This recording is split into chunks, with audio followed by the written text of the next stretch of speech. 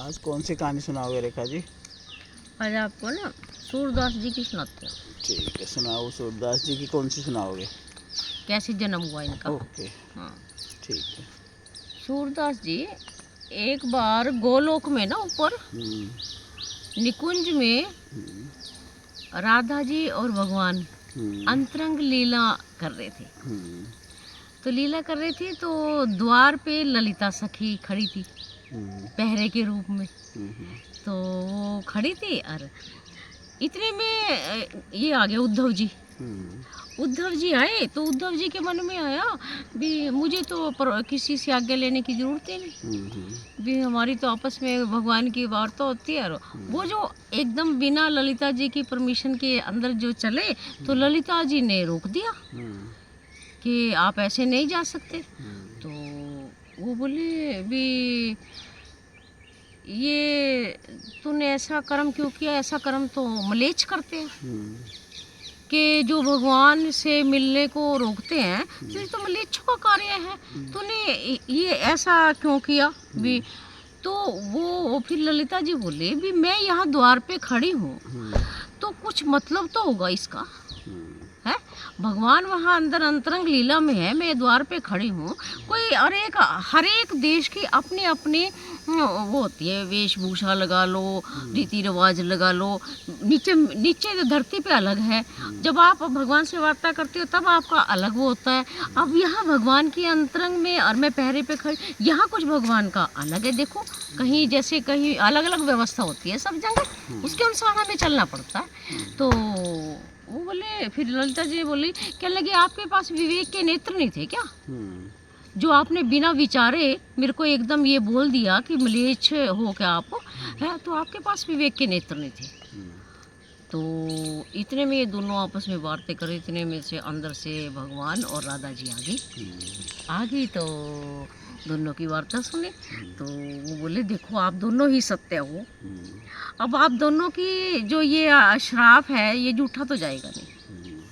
अब आप दोनों को एक बार मृत्यु लोक पे जाना पड़ेगा और उसके बाद फिर आप दोनों जब एक बार इकट्ठे मिलोगे मृत्यु लोक में, फिर आपका दोबारा यहाँ निकुंज में आना होगा। तो जब ऐसा कहा तो ये ललिता जी तो यहाँ पे इसके ये जो सूरदास जी, ये उद्धव जी है, ये तो सूरदास जी के रूप में हुए, क्योंकि उन्होंने कहा, उस ललिता ने कहा तो विवेक के नेत्र नहीं है क्या, तो ये अंधे होके दिल्ली के पास एक गांव है, वहाँ पे बैसाख की पंचमी तिथि को प्रकट हुई है।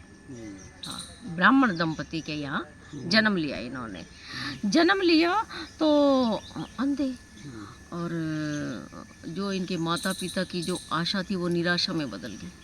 जो खुशी थी ना भी पुत्र वो कहने लगे वो अंधा हो गया है, और ये तो उदास से रहने लगे। और जिस दिन से इन्होंने जन्म लिया कुछ ऐसे भगवान की करनी कि उनकी जो आर्थिक स्थिति वो भी कोई डाउन सी होती रही।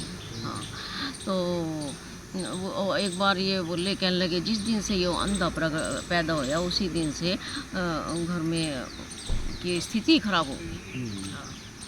तो एक बार इनके पिता भी, वो यजमान यही करते थे भी, तो किसी के यहाँ गए तो वहाँ से 2 सोने की मोहरें मिली इनको। मिली तो ये बड़े खुश हो गए भी, ला के इन्होंने रख दी और बोले चलो अब इनको दे के सारी ज़िंदगी का अपना गुजारा चल जाएगा, इतना ही बहुत है। तो इन्होंने जब एक वस्त्र में लपेट के वो रखी तो सुबह जब उठ के देखे तो वहाँ पे वो मोहरें नहीं थी। और वो बोले भी मोरे कहाँ गई, ऐसे जो है जब से यूँ कही वो अंधा आया घर में, जब तक हमारा तो लो अब ये मोरे भी चली गई। जब ऐसे कहा तो सूरदास जी चाहे ऊपर से अंधे थे लेकिन अंदर से दिव्य चक्षु तो उनके जागृत थे, सदा ही खुले थे। तो जो 4-5 साल की अवस्था थी तो फिर ये बोले अपने पिता से, कहने लगे भी आप ऐसा क्यों करते हो, लो भी अगर जो आप कहो तो मैं आपको मोहरे बता सकता हूँ कहाँ रखी है।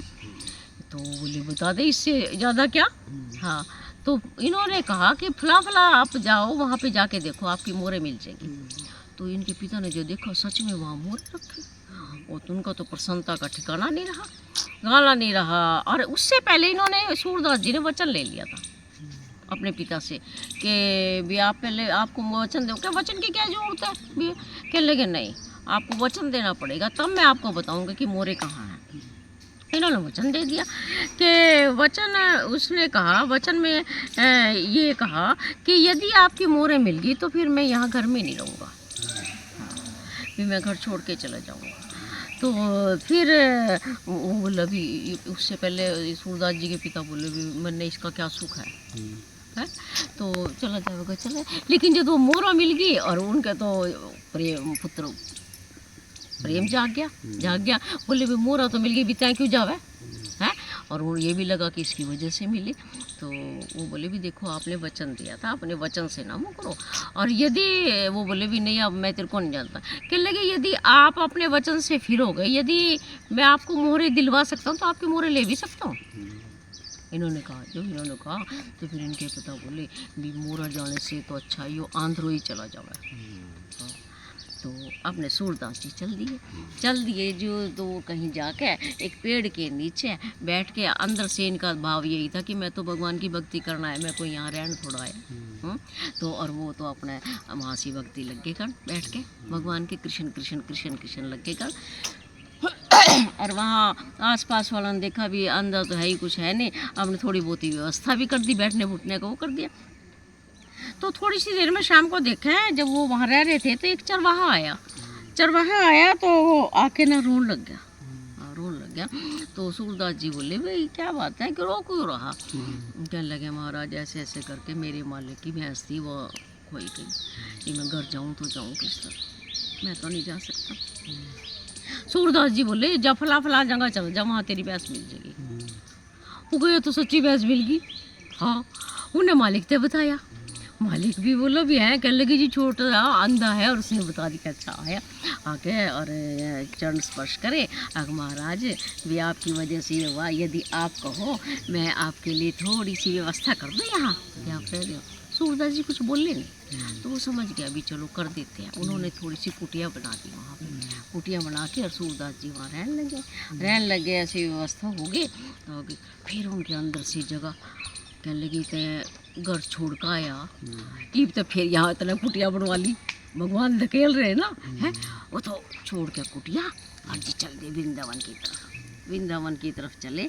तो वहाँ से यमुना के किनारे पहुँचे तो वहाँ जाके भक्ति अपने अंदर चल रही थी। वहाँ उनको पता चला कि ये वल्लभाचार्य जी,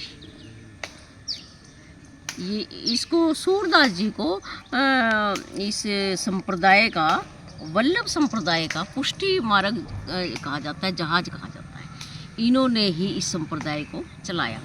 तो इसके जो प्रवर्तक थे वो वल्लभाचार्य जी थे।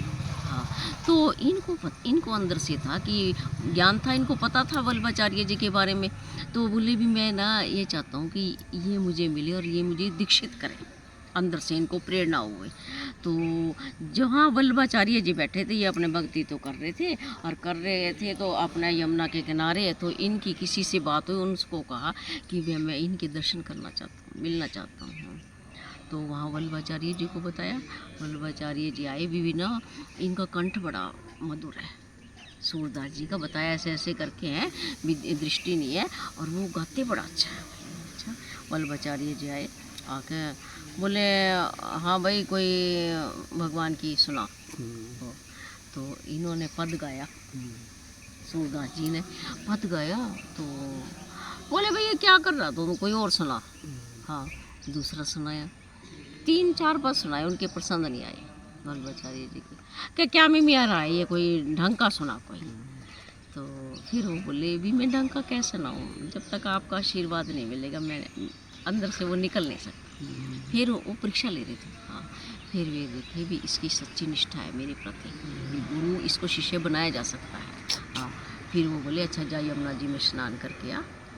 फिर वो यमुना जी में स्नान कर आए और फिर उन्होंने इसको दीक्षित करके और फिर ये अपने रहने लगे। जय श्री कृष्ण। जय श्री कृष्ण।